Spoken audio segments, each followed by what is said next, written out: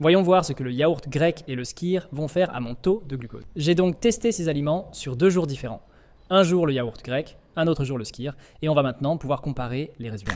Dans cette portion, il y a à peu près 15 grammes de protéines, 6 grammes de glucides et 3 grammes de lipides. Il n'y a pas de fibres ici, mais c'est une très belle source de calcium avec à peu près 165 mg. Le yaourt grec, c'est très riche en protéines et en calcium, ce qui est excellent pour maintenir la masse musculaire et renforcer les os. Il est également pauvre en glucides, ce qui peut être avantageux pour éviter une grosse montée de glycémie, ce qui fait en théorie du yaourt grec quelque chose de plutôt bon pour la santé. Du coup, je suis quand même très curieux de voir l'impact qu'un yaourt grec seul à jeun va avoir sur mon taux de glucose. C'est parti. Donc on voit que la glycémie est quand même restée vraiment très stable. C'est monté de 15 peut-être milligrammes par décilitre, ce qui est rien du tout. C'est assez typique des aliments comme le yaourt grec ou les choses qui sont riches en protéines ou en gras. Ça a généralement une absorption vraiment très progressive avec très peu de pics de glycémie. Alors le skyr, pour ceux qui ne connaissent pas, c'est un fromage frais qui vient d'Islande et il est super riche en protéines. Celui que j'ai là contient environ 10 grammes de protéines, 15 grammes de glucides,